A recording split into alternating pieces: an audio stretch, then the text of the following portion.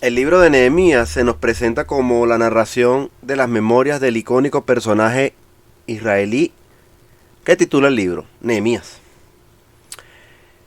Nehemías, como veía dos traducciones de este término en las herramientas que tengo de diccionarios, dice la consolación de Jehová, uno de los significados, o Yahvé ha consolado, otra forma de ser traducido del hebreo. No investigué esta vez por qué hay estas dos traducciones que vienen de diccionarios que traducen del hebreo. Interesante, que tiene que ver con que la consolación de Jehová o Jehová consolado. Yo voy a estar leyendo la primera parte de las memorias, de estas memorias que ha escrito este autor, para rescatar una valiosa reflexión para estos días. Nehemías capítulo 1, versículo 1 y 2 dicen esto. Cito. Estas son las memorias de Nehemías, hijo de Acalías. A fines del otoño, en el mes de Quisleu, del año 20 del reinado del rey Artajerjes, me encontraba en la fortaleza de Susa. Ananí, uno de mis hermanos, vino a visitarme, con algunos hombres que acababan de llegar de Judá. Les pregunté por los judíos que habían regresado del cautiverio y sobre la situación en Jerusalén. Fin de la cita. Fin de la cita. Nehemías es un judío que estaba en la era del cautiverio, digamos, tiempos finales de la era del cautiverio, al servicio del rey del imperio persa de la época. Del imperio de los más grandes de la historia. Se dice que Nehemías pertenecía a la corte del mismo rey de ese imperio. Nehemías, judío, descendiente de una nación que décadas atrás fue acribillada y fue sitiada. La icónica ciudad de Jerusalén era una herencia de ruinas que estaba en proceso de resurgir poco a poco y estaba siendo repoblada. En esos entonces de Nehemías. Cuando hablamos del cautiverio, recuerde, ustedes que me oyen, conocen que debido a la desobediencia progresiva de Israel, Asiria sitió el territorio y después, unos años después, queda la parte de Judá, Jerusalén, hasta que también es sitiado por Babilonia y llegan las grandes lamentaciones de la época y la nación está en cautiverio y después ha de venir un remanente a repoblar la zona, a reconstruir el templo y la ciudad.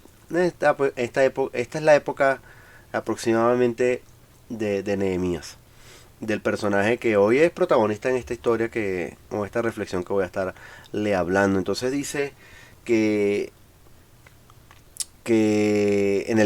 a finales de otoño, el mes de Quisleu, haya notado que es el mes, aproximadamente se está hablando del 444 a.C., en lo que equivale para nosotros el mes de diciembre. Diciembre del 444 a.C. Los sobrevivientes de la otrora masacre ejecutada por Babilonia, lo que le comentaba, estaban volviendo y otra vez haciendo vida a su nación. Digamos, más que sobrevivientes, los descendientes de los sobrevivientes que quedaron, correctamente, mejor dicho. Principalmente a Jerusalén. Y allí uno de los hermanos de Nehemías, dice aquí Ananí, le pone al tanto, con otros que habían regresado con él, de Judá, sobre la situación de su pueblo, de su nación. Nehemías capítulo 1, versículo 3 dice, me dijeron, las cosas no andan bien. Los que regresaron a la provincia de Judá tienen grandes dificultades y viven en desgracia. La muralla de Jerusalén fue derribada y las puertas fueron consumidas por el fuego. Fin de la cita. Eso fue Nehemías 1:3.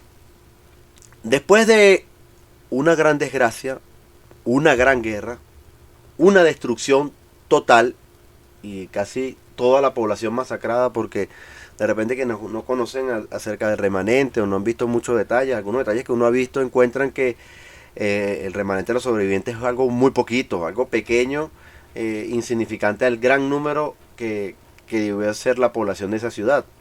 Entonces, después de esa gran desgracia en la historia de los judíos, muchos son los platos y vidrios que recoger. Todo está devastado. Durísimas circunstancias que tendrían que enfrentar la nación, el remanente de la nación, después de tremendos eventos. Ya en el versículo 4 de Nehemías capítulo 1, cito, dice así.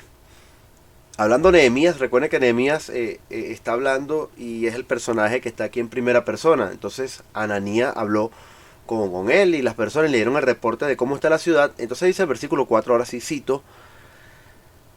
Nehemías, cuando oí esto, me senté a llorar. De hecho, durante varios días estuve de duelo, ayuné y oré al Dios del cielo. Y dije, oh Señor, Dios del cielo, Dios grande y temible, que cumples tu pacto de amor inagotable con los que te aman y obedecen tus mandatos. Escucha mi oración. Mírame y verás que oro día y noche por tu pueblo Israel. Confieso que hemos pecado contra ti. Es cierto, incluso mi propia familia y yo hemos pecado. Hemos pecado terriblemente al no haber obedecido los mandatos, los decretos y las ordenanzas que nos diste por medio de tu siervo Moisés. Te suplico que recuerdes lo que dijiste a tu siervo Moisés. Si me son infieles, los dispersaré entre las naciones. Pero si se vuelven a mí y obedecen mis mandatos y viven conforme a ellos, entonces aunque se encuentren desterrados en los extremos más lejanos de la tierra, yo los volveré a traer al lugar que elegí para que mi nombre sea honrado.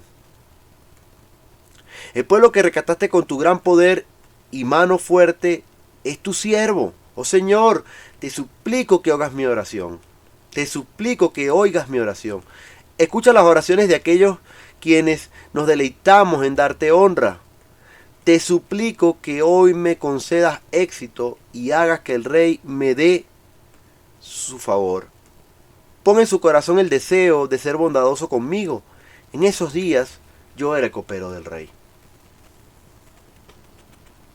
Bueno, después de que dice, fin de la cita, pon en su corazón el deseo de ser bondadoso conmigo. Nehemías cierra la oración y nos dice el relato que dice la primera persona para la pausa que no dice en el acento y se entienda. Él hace la acotación de que en esos días él era copero del rey. La famosa, icónica y muy citada para estudios y aprender oración de Nehemías. Esta es.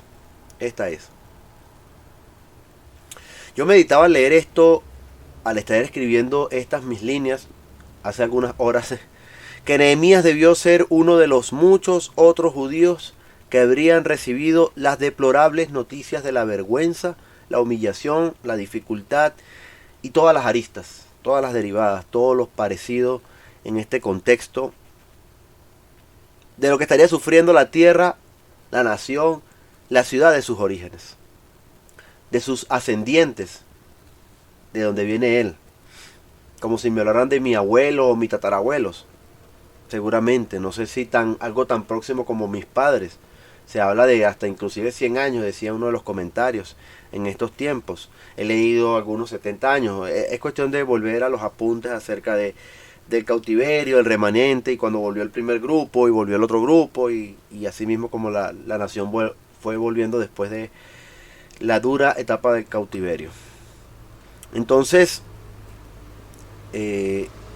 yo me imaginaba a Nehemías como uno de otros tantos que debe haber recibido la noticia. No me puedo imaginar que Nehemías haya sido el único que haya llorado, el único que haya sufrido, haya estado ayunando por lo que pasaba en su pueblo. Sin embargo, el relato bíblico se concentra aquí en Nehemías, sin descartar lo demás. Se concentra aquí en Nehemías. Este hombre sufrió el dolor de su nación, movido al llanto a días como de luto. Porque cuando hablan de estar, aquí Nehemías dice, él estuvo de duelo, ayunó y oró. Son prácticas cuando la persona entra como de luto, como de un luto, pero también cuando el pueblo se arrepiente de sus pecados. Entonces, con la vocación a orar y en el ayuno, aflicción contra sí mismo, como originalmente es el entendimiento de la práctica del ayuno, Entonces estaba encomendándose a Dios con esta impresionante y destacada oración. Entonces él estaba, usted ve los elementos, él estaba alabando la grandeza de Dios y dice que estaba entregándose todos los días, día y noche en oración por aquel su pueblo, aquellos ascendientes de donde él venía que estaban pasando dificultades, confesando su naturaleza pecaminosa, la de su familia, la del pueblo. Entonces estaba reconociendo el desvío de sus caminos. No estamos hablando de un santurrón que se dedica mucho a la oración y a ver el mundo de los demás, y él de blanco alabar sus cualidades o su religiosidad. Estamos viendo una persona que se hace confesar a sí mismo como alguien que está desviado del camino de Dios, alguien que no ha guardado los mandamientos que Dios le mandó. Esto es Nehemías. Porque a veces vemos a los personajes bíblicos como unos santos, que a veces la imagen de ser de yeso y de gran arte es como fueran ellos, son diferentes a nosotros. Pero encontremos a este Nehemías, una persona que se reconoce pecador, haciendo esta oración que ha sido tanto para nuestros estudios. Entonces, él estaba viendo esto. Nehemías pide por la promesa que Dios mismo había hecho para cuando el pueblo, si se había desviado, decidía volverse a la voluntad de Dios, a la obediencia. Mira que estaba concentrando, sí, mira, hemos pecado, nos desviamos, no hicimos lo que nos mandaste a hacer, pero tú dijiste una promesa que si volvíamos, si nos arrepentíamos, tú nos restaurarías, parafraseando un poco las palabras que leímos textuales. Nehemías pide esa restauración prometida. Nehemías en su corazón había puesto una osada petición, que era que el poderoso y supremo rey persa le concediera un elevado favor. Y decía, hoy, dame esta bendición, hoy decía allí. Vamos a seguir leyendo Nehemías capítulo 2, versículo 1 al 5. Versículo 1 dice así: a comienzos de la siguiente primavera, en el mes de Nisán, durante el año 20 del reinado de Artajerjes, le servía el vino al rey. Y como nunca antes había estado triste en su presencia, me preguntó. Recuerde que, paro aquí un momentico el versículo 2, recuerde que es Nehemías hablando en primera persona. Entonces cuando dice le servía, habla de él, Nehemías, y cuando habla de la persona que está triste ante la presencia del rey, es él, Nehemías. Versículo 2 dice que el rey le preguntó, ¿por qué te ves tan triste? No me parece que estés enfermo, debes estar profundamente angustiado. Entonces me quedé aterrado, pero le contesté, ¡viva el rey para siempre! ¿Cómo no voy a estar triste cuando la ciudad donde están enterrados mis antepasados está en ruinas y sus puertas han sido consumidas por el fuego? El rey preguntó a Nehemías, bueno, ¿cómo puedo ayudarte? Después de orar al Dios del cielo, contesté, dice Nehemías, si al rey le agrada y si está contento conmigo, su servidor, envíeme a Judá para reconstruir la ciudad donde están enterrados mis antepasados. Fin de la cita, vamos a parar acá. Detalles no menores, hermanos, detalles no menores. ¿Se acuerdan que vamos a ver un poquitico la transición? Si nos fijamos en la transición, encontramos que Nehemías escuchó los reportes de su hermano, ¿cómo que se llama el hermano? Se me olvidó el nombre, vamos a verlo por acá. Su hermano Ananí. Él escuchó los reportes de su hermano Ananí y luego fue conmovido por el dolor a orar y ayunar delante de Dios. ¿Cuánto tiempo fue esto? Ahí dice que Nehemías se encomendó a orar y ayunó. ¿Cuánto tiempo fue esto? Dice Nehemías que fueron varios días. Y también dice que el Señor lo examinara, que él lo hacía de día y de noche. Entonces, ¿cuánto habrá sido? ¿3 días? ¿4 días? ¿1 semana? La escritura hace referencia al mes de Quisleu. Cuando él recibió la noticia, cuando su hermano le visitó, le dio la noticia, hace referencia al mes de Quisleu, que esto es aproximadamente diciembre. Y después, cuando él por fin habló con el rey, dice que es el mes de Nisán, que se estima que es el mes de... es entre marzo y abril. En la transición que hay en el tiempo de estos eventos, estamos hablando que Nehemías está así o está en este proceso desde diciembre hasta aproximadamente abril. Vamos a por resumirlo, digamos hasta aproximadamente marzo. Entonces, estamos hablando aproximadamente o fácilmente que pudieron haber sido 100 días.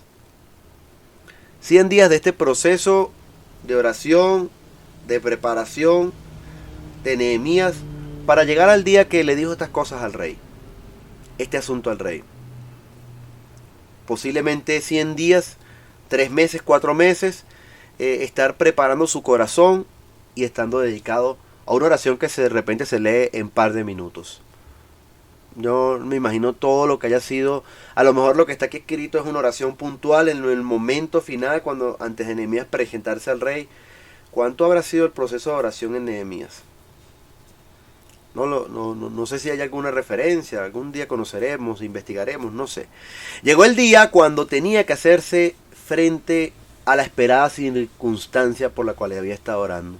El día en que el supremo rey notó el semblante no acorde a Nehemías. No están bien las cosas, notó el rey ese día. Nehemías lo dice. Le dice al rey acerca de la ciudad de sus antepasados. Una ciudad que fácilmente podría ser interés para el imperio persa. Ser interés para el imperio persa. Y posiblemente nada a favor.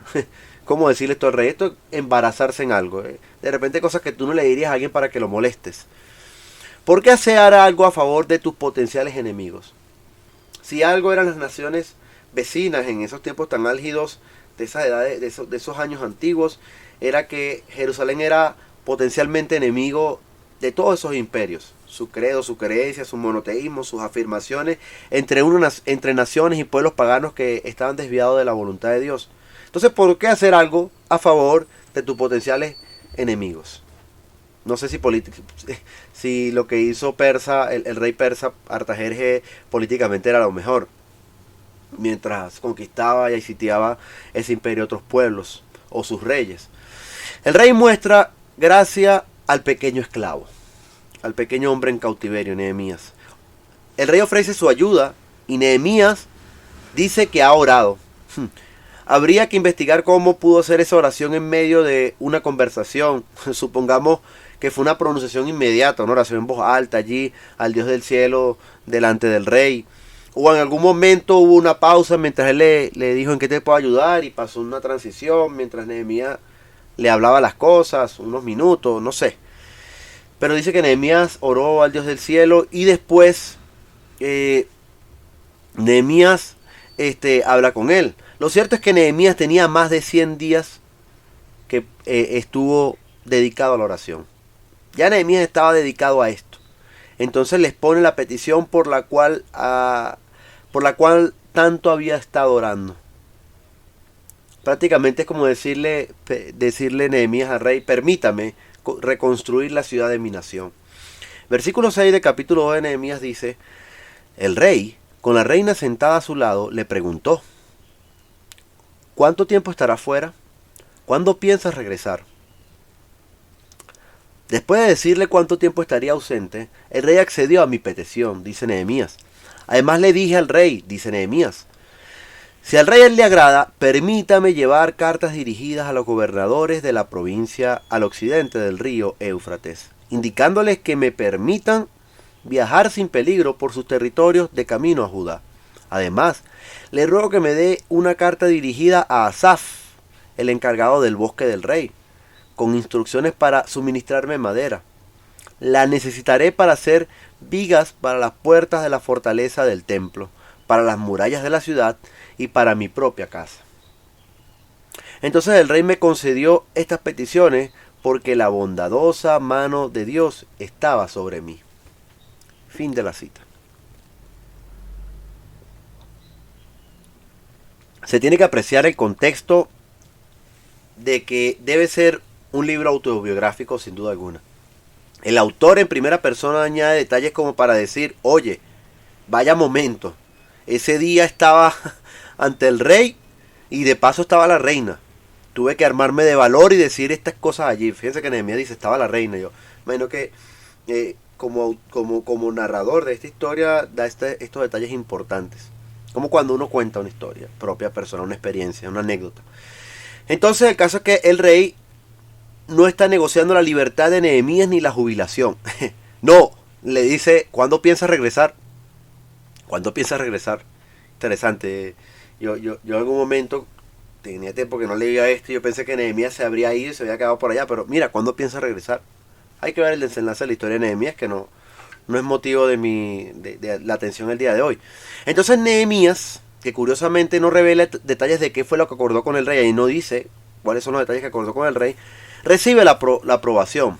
Yo digo que, digamos, le tramitaron a Nehemías unas vacaciones. Sí, no creo que estos personajes en esas épocas hayan tenido algo como vacaciones o tiempos libres, capaz que sí, no sé. Pero digamos que el rey tramitó con él unas vacaciones porque le preguntó cuándo pensaría regresar. Sin duda que una gran cantidad de días sirvió a Nehemías para prepararse y para preparar detalles. Un hombre inteligente, un hombre planificado. Luego de que el rey le aprobara, tenía una lista de ítems que solicitar. Le pidió autoridad, una carta con autoridad para que pudiera pasar por los diferentes gobernantes de la región. No lo detuvieran, no lo pararan las alcabalas de la guardia. No lo dejaran pasar, sobre todo siendo una nación que por intereses de muchos pueblos fue destruida. Entonces era un peligro, era una incomodidad que cuando Jerusalén se fue restaurando fue una incomodidad para muchos pueblos. Entonces él le pidió a Artajerjes que le diera autoridad, que le diera protección, e inclusive que le suministrara materiales para la construcción, donde yo me imagino una enorme cantidad de toneladas de material. Aquí menciona madera. Es que yo creo que tenemos que imaginar esto como una obra de gran envergadura, como si tocara construir una carretera nacional o una línea del metro. Algo grande, hermano, no es que fue unos materiales que montó en un burro y fue a construir algo, no. Nehemías estaba hablando de reconstruir las murallas de Jerusalén, y vaya usted a buscar mapas de nada más imaginar, de ver el tamaño, la gran cantidad de materiales, toneladas que se debía requerir para esto. Una obra de envergadura. El rey accede a todas las peticiones de este pequeño siervo, este copero. Qué irracional, ¿no? Pues Nehemías solo atribuye a la mano bondadosa de Dios que estaba bendiciendo todo esto. Todo esto estaba en el plan de Dios. En el versículo 9 del capítulo 2 del libro de Nehemías dice: Cuando llegué ante los gobernadores de la provincia al occidente del río Éufrates, les entregué las cartas del rey. Debo agregar que el rey mandó oficiales del ejército y jinetes para protegerme. Dice Nehemías. Todo esto lo dice Nehemías. Versículo 10. Ahora bien, cuando Sanbalat, el horonita, y Tobías, el oficial amonita, se enteraron de mi llegada, se molestaron mucho porque alguien había venido para ayudar al pueblo de Israel. Fin de la cita. Yo me estoy centrando en este capítulo nada más, en el capítulo 1, pero esto tiene todo un contexto de lo difícil que fue para los judíos esto. De lo difícil que fue esto para los judíos, de la lucha por reconstruir y levantar la ciudad en las ruinas. Lo que enfrentaba Israel era muy complicado. Una ciudad repleta de una colección de enemigos y opositores. Muchos eran los interesados en su destrucción. La política y el poder es de siempre. Algo así como estos tiempos. Entonces Nehemías encontró la protección del rey para unas zonas, pero para otras iba a ser más complicado. Ya cuando hablan de la monita y esto y aquello, ya entran a otros tipos de problemas que enfrentaron después. Y llega el desenlace de este tema que yo estoy hablando hoy. Versículo 11 del capítulo 2 dice: Entonces llegué a Jerusalén, dice Nehemías, 3 días después. Me escabullí durante la noche, llevando conmigo a unos cuantos hombres. No le había dicho a nadie acerca de los planes que Dios había puesto en mi corazón para Jerusalén. No llevamos ningún animal de carga, con excepción del burro en el que yo cabalgaba. Ah, bueno, sí, iba con un burro, ¿no? Versículo 13.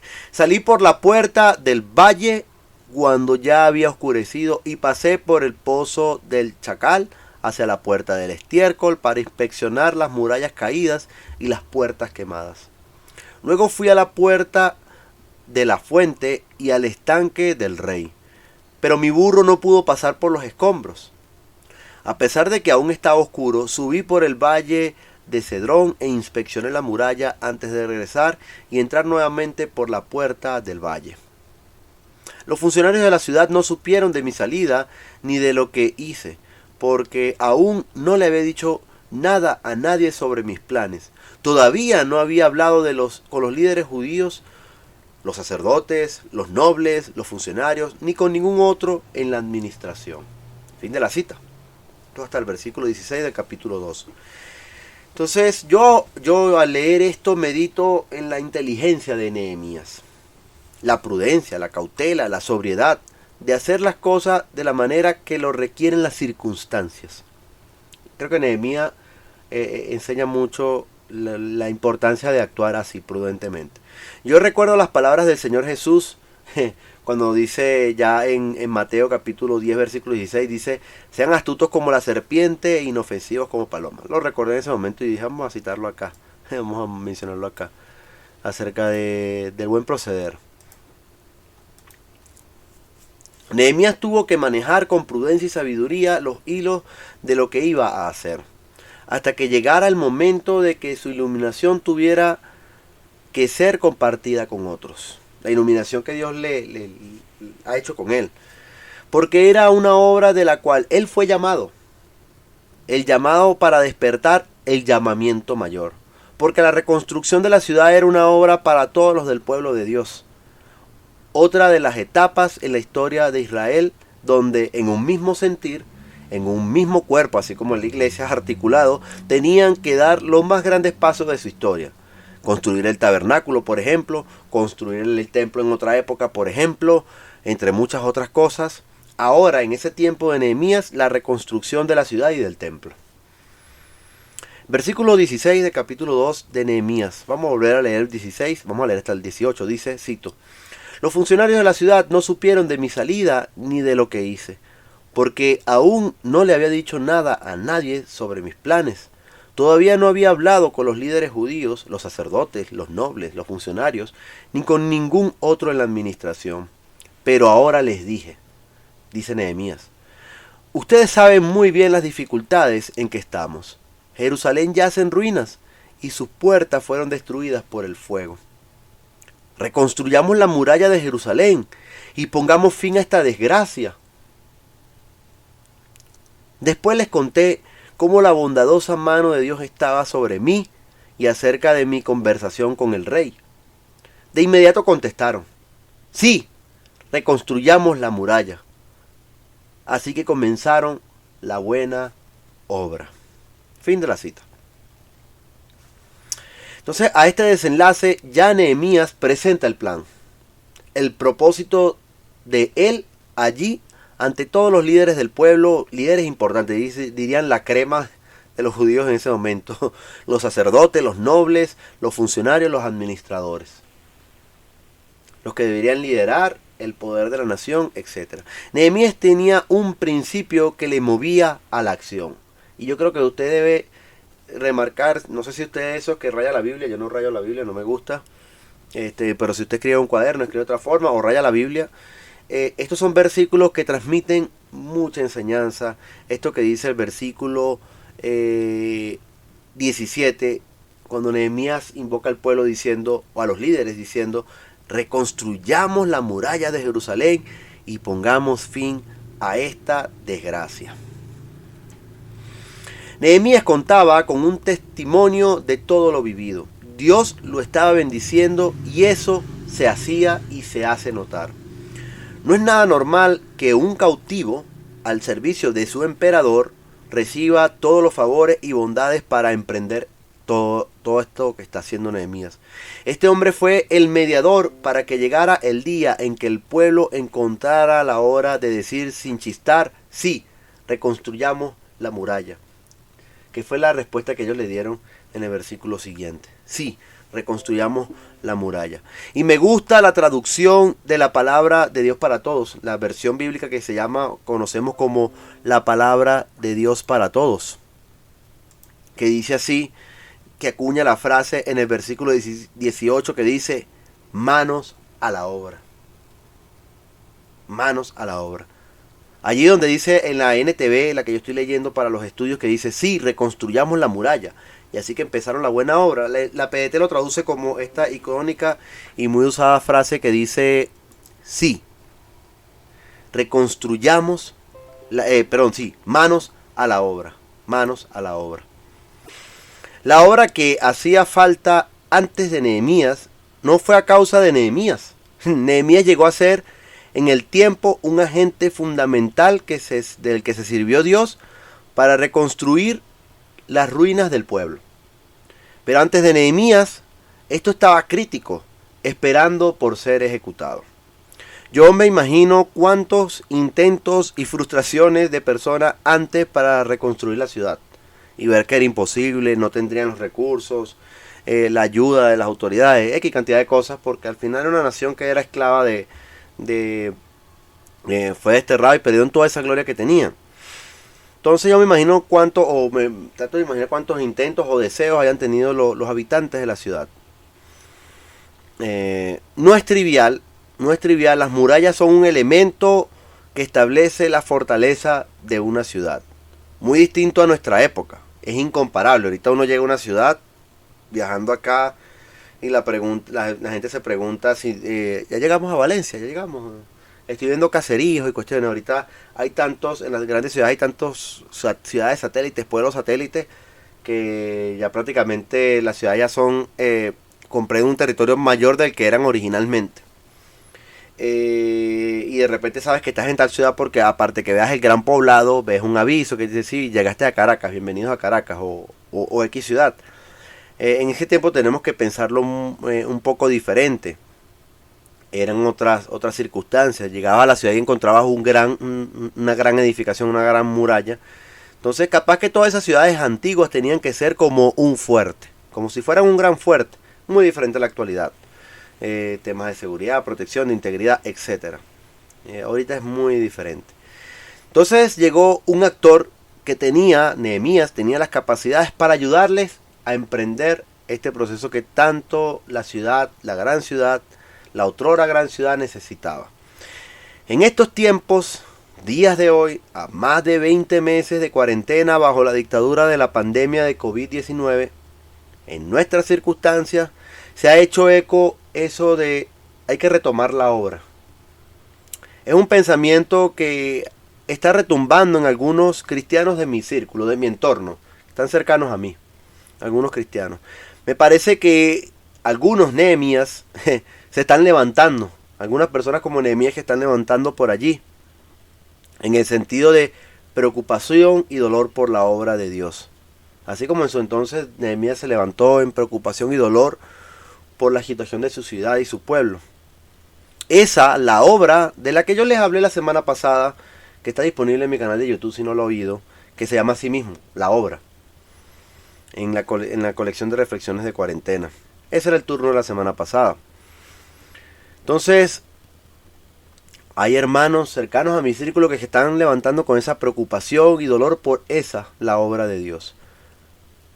Algunos Nehemías, y ahorita ya voy a usarle el título como Nehemías, no refiriéndome al personaje bíblico precisamente, sino ya tomándolo como una figura, personas con el sentir como el de Nehemías, haber sido movidos como Nehemías y reciban ese llamamiento, se entreguen, se encomienden ese llamamiento, así como lo hizo Nehemías cuando vio las ruinas o supo de las ruinas de su pueblo. Entonces, algunos Nehemías han visto que la obra no puede estar detenida, o que tienen el sentir, digamos, hasta un fuego dentro de sí que les impulsa a retomar la obra de Dios. Y yo creo que de eso se sirve Dios. Sí, de personas así como Nehemías. Levantar Nehemías de vez en cuando. Así como en el tiempo del cautiverio de Israel levantó a hombres puntuales, entre otros, Nehemías entre otros, para reconstruir su nación. En tiempos de la iglesia levanta a personas para reavivar la obra que él hace. Recuerden lo que le decía la semana pasada, que era el centro del tema, cuando le decía en Mateo 9, 37, 38, cito otra vez, a sus discípulos dijo Jesús, la cosecha es grande, pero los obreros son pocos, así que oren al Señor que está a cargo de la cosecha, pídanle que envíe más obreros a sus campos. Fin de la cita. En estos tiempos de cuarentena es numeroso lo que a nivel de la obra que hace la iglesia se quedó como obra en construcción. muchas congregaciones, muchos grupos, etcétera. Pero muchas cosas quedaron paralizadas, como lo que está de moda en Venezuela, obras en construcción paralizadas. En mi contexto hablo yo, Johnny Frías, mi persona como tal, en mi trayectoria como creyente, no tiene que ver inclusive con la pandemia, sino un poco de tiempo más allá, a mediados de 2018, Misión Caricuao. Como lo mencionaba la semana pasada, Misión Caricuao. Y lo que no se termina de construir empieza a deteriorarse, a llenarse de monte, como se ven muchas obras en intemperie, a verse feo, verse deteriorado, verse oxidarse, si es que valga el término. La naturaleza reclama lo suyo. La pandemia pasa factura. Es una de las cosas que ayer meditaba. Ayer yo subí al Ávila con un grupo de hermanos de la iglesia. Hacer lo que yo le llamé ayer el clásico. Ir al Humboldt desde Sabasnieves. Lo hemos hecho unas cuantas veces entre hermanos de la iglesia, amigos que nos acompañan. Siempre, a pesar del sufrimiento, la pela, etcétera, es un momento maravilloso. Una ruta agradable para compartir. Entonces, era la vez de las veces que he ido que menos gente vi en la ruta. Muy poca gente. De cientos que uno veía pasando un día por allí, mi percepción, por esos senderos, apenas yo creo que vi poco más de una decena. No sé si decir más de 15 es algo exagerado, cuando uno ya está llegando a la parte alta de la montaña. Entonces eso se nota en la ruta. Los caminos se pierden, se tapan de maleza, de fuerte vegetación. Yo llegué a perderme unos minutos. Me monté en una cumbre de la montaña para ver si había más camino, en el sentido que había que seguir. Y le dije a uno, sí, por allá está el camino, está tapado por esa jungla que se ve allí, pero bueno, vamos a meternos por allí y le caemos. De repente los que se nos fueron adelante, que no nos esperaron, están allá adelante. Porque bueno, la naturaleza reclama lo suyo. Dejó de transitar el ser humano por allí y rápidamente la naturaleza se encarga de hacer que se olvide. Cuando algo se abandona y se olvida, se pierde. Si un carro lo tiene, se daña por uso, pero si no lo usas, creo que se daña peor. Por aquí hay un carro que está detenido y está perdiéndose allí, perdiéndose. El tiempo pasa factura. Y esto me recordó ese principio de la existencia de las cosas. Si algo no se mantiene, no se está usando, no se está trabajando, se perderá, se deteriorará. En el sentido de la obra de Cristo, también se deteriorará si no se progresa, se perderá el trabajo que se está haciendo. Entonces está este personaje, Nehemías, que nos enseña muchas cosas. De Nehemías se pueden aprender muchas cosas. Oración, dedicación, ayuno, osadía, valor, inteligencia, prudencia, sabiduría, capaz que otras. Elementos propicios para colaborar a los propósitos de Dios. Esas virtudes de Nehemías son características, principios propicios para colaborar a los propósitos, a la obra de Dios. Y desde otra perspectiva, dones de Dios para usar a las personas conforme a sus propósitos. Hoy en día hay personas con el sentir de Nehemías. Digámosle Nehemías. Es que ya Nehemías en plural. Si fuera Nehemías, yo diría Nehemías. En la iglesia hay personas así como Nehemías, en la iglesia queriendo hacer que la obra de Dios se reconstruya, que progrese, que se vuelva a retomar, que avance, que se termine. ¿Se recuerdan que la semana pasada yo usé la figura de una casa en construcción? Eso, que esa casa termine de construirse con todo, que quede bien. Si usted es una persona con ese sentir, como apartado a este mensaje que hoy les estoy compartiendo, estudie la vida y las virtudes de Nehemías. Si usted tiene ese sentir y usted está surgiendo ese fuego, esa preocupación, ese dolor por la obra de Dios, estudie personajes como el de Nehemías. También estudie Esdras, estudie personas de esas épocas. Entonces, Dios le conduzca en eso que ha puesto en su corazón. Veamos el final de ese texto que decía en el versículo 18 de Nehemías capítulo 2. Lo vuelvo a citar, esa frase que les dije, que si a ustedes les gusta rayar la Biblia, es que dice: reconstruyamos la muralla de Jerusalén y pongamos fin a esta desgracia. Esa frase que Nehemías le transmite a sus otros hermanos de la nación. en el sentido de la nación, más de sangre, en el sentido del vínculo que les une, la nación.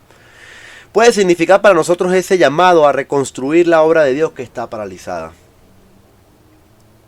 A detener esa paralización, bueno, a comenzar, a volverlo a poner a andar. La obra debe ser culminada. Esto es lo que los hermanos Nehemías le están diciendo y estimulando a otros que hagan. Hermanos, volvamos a la obra. Yo no me calificaré un Nehemías, no, para nada. Yo no me puedo calificar Nehemías.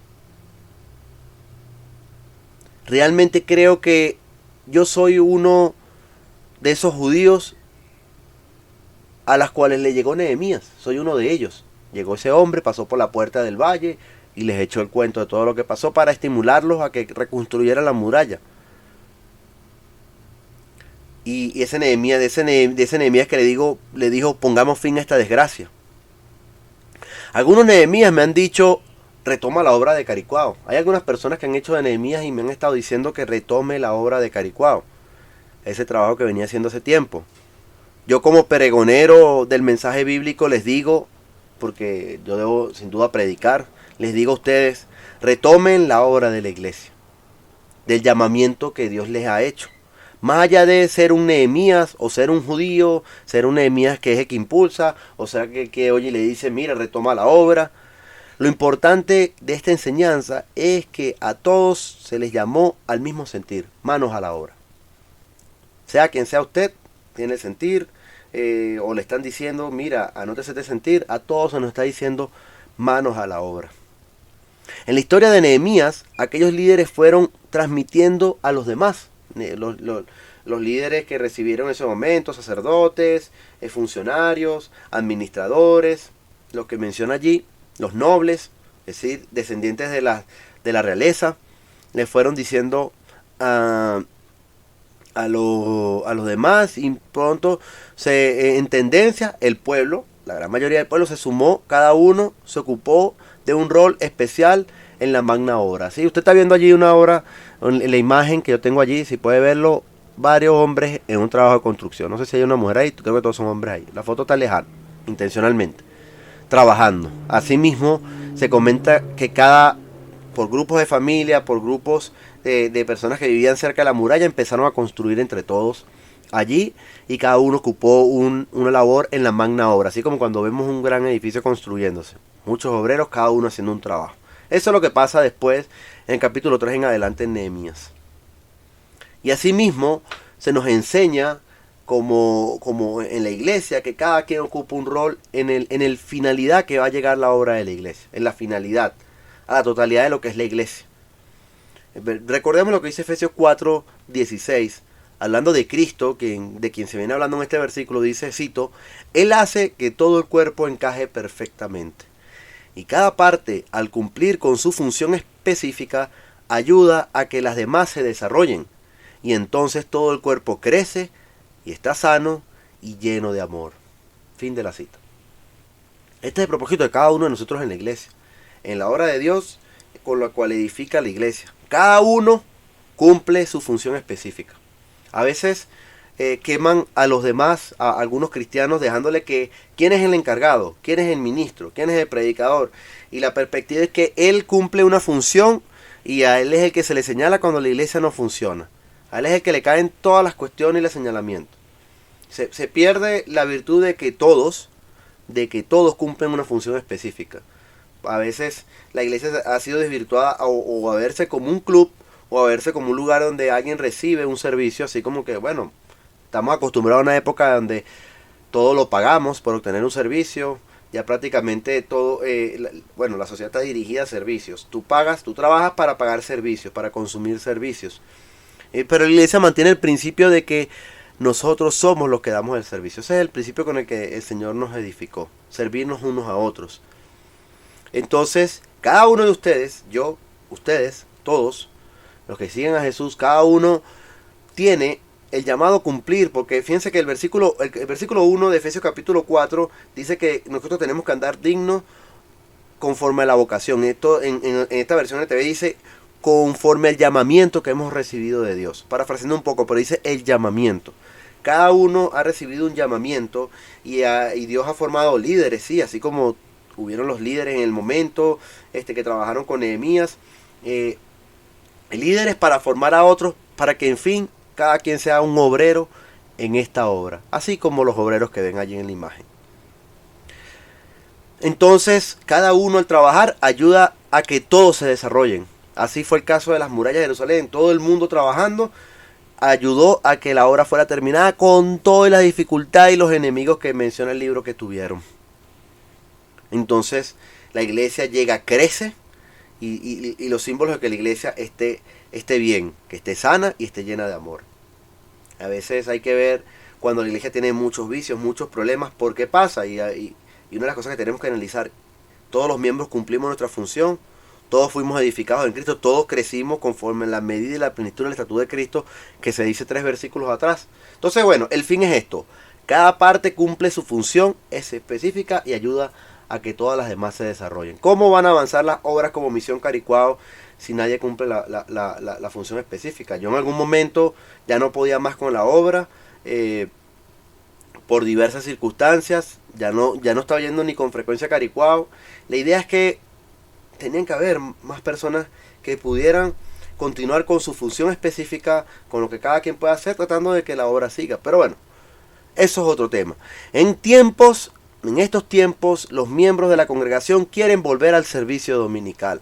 Y claro que eso es algo que hay que retomar tras un periodo tan extenso de restricciones sociales. En esta nueva normalidad, que no es post-COVID-19, esta nueva normalidad no es la era después del COVID-19, no es post-COVID-19, es una nueva normalidad in COVID-19. O sea, esta nueva normalidad es en COVID-19, en pandemia. Esperemos que algún día sea post-pandemia. Ustedes han escuchado algunos de mis sermones. No se trata simplemente de un horario y el culto. Eso no puede ser volver a la iglesia. Nosotros tenemos que fíjense, no se trata simplemente de un culto volver a la iglesia. La iglesia debe volver a lo que es la iglesia, a su esencia. Por ahí está un mensaje publicado, debe ser el número 65, que trata de volvamos a la iglesia. Invito a oírlo si no lo han oído. Entonces hay que volver a lo que es la esencia de la iglesia, inclusive a lo que están estimulando estos hermanos que son como Nehemías. Volver a la obra. Eso debe acompañar esta nueva fase en COVID-19, que requiere compromiso, consagración, dedicación. Primera de Pedro 2.9 nos dice: son pueblo elegido, son sacerdotes del Rey, una nación santa, posesión exclusiva de Dios. Por eso pueden mostrar a otros la bondad de Dios, pues Él los ha llamado a salir de la oscuridad y a entrar en su luz maravillosa. Fin de la cita. Esta es la característica que todos nos vincula como seguidores de Dios, como llamados de Dios. Y todos pertenecemos a esta magna obra que es el Evangelio difundiéndose a todas las criaturas. Así que, hermanos, yo no me puedo considerar un Nehemías.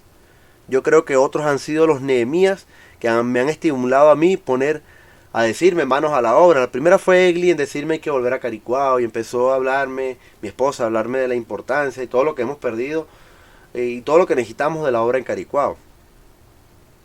Después apareció el hermano Samuel, que se mudó a Caricuao, su esposa, y apareció el hermano que nos está visitando en Venezuela, Ben Yosef, y así han estado estimulando a otros, siendo como un Nehemías, estimulando a otros para que se ponga en práctica el mismo sentir. De allá de 443 a.C., se recuerdan cuando Nehemías le dijo a los judíos, y hoy simbólicamente para nosotros con mucho significado: manos a la obra. A grandes rasgos, es parte del llamamiento de Cristo. Jesús llamaba a los hombres, no entregándoles un folleto o un WhatsApp de invitación a las reuniones en cierto lugar, o el Zoom a cierta hora. Jesús les decía: sígueme. Jesús le transmitía el principio de ser ganadores de almas. Yo te haré pescadores de hombres, pero en sí que eran ganadores de almas. Eso que dice allá arriba, recuerden el principio que les leí hace poco: la cosecha es grande, pero los obreros son pocos, así que oren al Señor que está a cargo de la cosecha. Pídenle que envíe más obreros a sus campos. Mateo 9:37-38. Jesús dijo esto, después los llamó apóstoles y dijo: vayan ustedes, son mis obreros, vayan, prediquen el Evangelio. Eso, ese pueblo que ha sido llamado o ha sido constituido para decirle esto, mostrarles a otros este llamamiento de Dios. Ser ganadores de almas. Esto es difundir la gloria de Dios y la proclama del Evangelio. La obra, extemporánea a cualquier circunstancia. En pandemia, antes de pandemia, en la pandemia y pospandemia. La obra que le agradó establecer como el camino a la eternidad, o parte del camino a la eternidad. Así que cada uno está en un contexto. Yo estoy muy ligado a Caricuao, realmente ha sido mi ministerio y mi trayectoria en la iglesia. Estos tiempos he estado viendo con detalle cada una de las fotos y recordar tantas personas. Algunos de ustedes se bautizaron allí, siendo parte de ese ministerio, o nos apoyaron de muchas maneras por un tiempo. Quizás yo estoy muy ligado a eso, o estaré ligado en otro tiempo a otra parte específica de lo que Dios nos llama. Pero tú sin duda debes ser parte de algo en la obra, donde te congregas, en lo que perteneces, con quien estás. Póngase manos a la obra. Veas que trabajando en el Señor en algo, agradándole y siendo parte de estos obreros en una vasta cosecha donde hace falta mano trabajando. Y hay muchas analogías en la Biblia, hay otras partes en la Biblia donde también dice, hay estas circunstancias y sale un líder o salen unos líderes y le dice al pueblo, mira, falta esto, manos a la obra. Se repite varias veces en el Antiguo Testamento, por ahí tengo las citas. Entonces, Dios me lo bendiga y les mueva ese sentir, sean usted un Nehemías o sea uno de esos a los que un Nehemías los esté llamando a poner manos en la obra. Oremos. Señor nuestro Dios, gracias por esta oportunidad, esta buena analogía de Nehemías para nuestros tiempos, el día de hoy, nuestras necesidades. Todo lo que podemos aprender como ilustraciones y figuras en los textos antiguos y las verdades antiguas, Señor, y ver por qué pasaron las cosas, inclusive para que nos sirvan a nosotros de ejemplo, imitar las buenas pisadas que se hagan falta el día de hoy, Señor. Como iglesia, como coparticipantes de la obra, Señor, bendícenos a nosotros, Señor, ilumínanos a nosotros para que podamos hacer lo que esté en nuestra capacidad, el don que nos hayas dado, Señor. Podamos cada uno de nosotros poner nuestra función específica o nuestras funciones específicas en parte de esta obra que tú estás haciendo entre la humanidad, Señor. Gracias por elegirnos, pese a nuestros defectos, nuestros pecados, nuestras fallas, nuestros defectos. Gracias por consolarnos, Señor, con la historia de Nehemías, porque Nehemías no se muestra como un santurrón, sino un pecador más, arrepentido, en duelo, en esa preparación a la cual hoy es un testimonio para todos los que seguimos, creemos y tenemos la esperanza del Dios de Abraham, Isaac y Jacob, que nos ha llamado por medio del nombre de Jesús, Señor. Gracias. Bendícelo a todos, Señor. Amén. Amén.